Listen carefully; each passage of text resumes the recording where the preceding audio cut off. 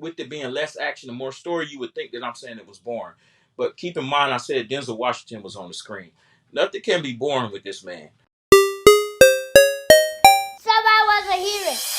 Equalizer 3 by Denzel Washington is mostly what you would expect. Let's find out why.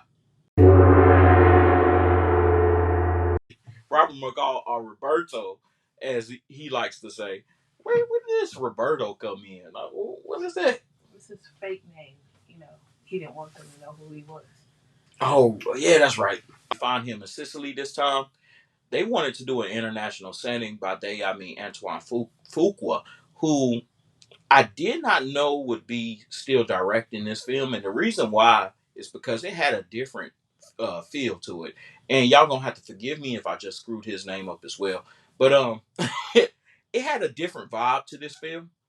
It and for some reason while I was watching it, I thought that it would be a different director because most of the time when films do that, it's a new director or something, and it wasn't at all. So I'm not quite sure if they did that because they were saying that this is supposed to be the final installment of this series to complete the trilogy, or they were saying that, or they just wanted to show that him being in an international setting and finally finding what he thought would be a peaceful existence, finding a connection with the people around him and his reasonings behind why he did what he did. At the beginning of the film, it opens up where he's just going into a vineyard, and that vineyard is, of course, some kind of mafia ran establishment, something to that effect, right? And it's just bodies everywhere. That's how the movie opens. That's exactly how the movie opens. And I mean, right from the beginning, if you got kids, definitely don't take them to go see this. It's just a little. This one is really gory. This film was really gory. So we find McCall, man, as we all know, he's an ex DIA agent. I have no idea what the D stands for. He's an ex DIA agent, and he is stumbles across through looking for something else. He stumbles across a ring, an international ring setup going on, and that leads him on this journey where he finds new friends, and these friends he deeply cares about, which does not bode well with the Kabara.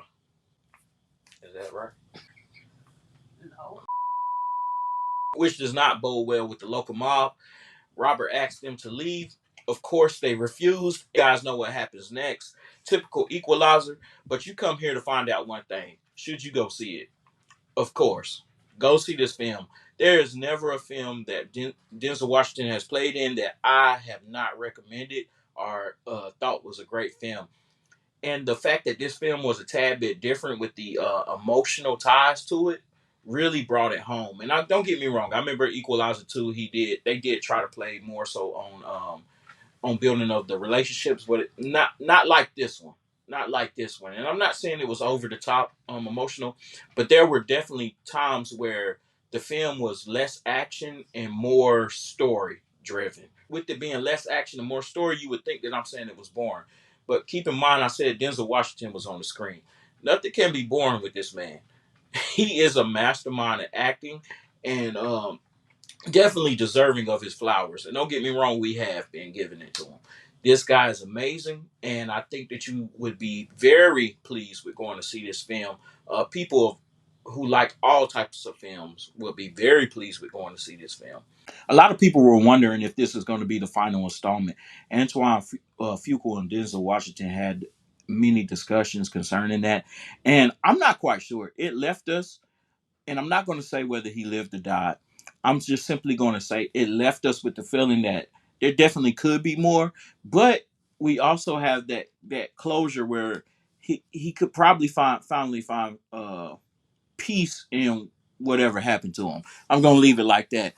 So you guys, let me know if you think there's going to be more Equalizer films. There was also talk of making a prequel to it, which I found to be very interesting. They were considering using his son John David Washington, or doing some kind of de aging, which I'm not a fan of. I say just use his son. He has a lot of the similar cadences, although they are two totally different actors. Don't get me wrong. He has a lot of the similar cadences, but they've also considered using Michael B. Jordan, and Michael B. Jordan did well in what was that film that he did? You guys help me out, man. There was a film that he did straight on Amazon. I think it was a Tom Clancy film, and he did pretty decent in that. So I'm assuming that he could lean into something like this. But who knows? Michael B. Jordan is a different type of actor as well. I personally think that his son would probably do a better job just with this role. You know, just with this type of role, I actually think his son would do a better job. So anyway, let me know exactly what you all think. Hit those comments below. Tell somebody about the channel.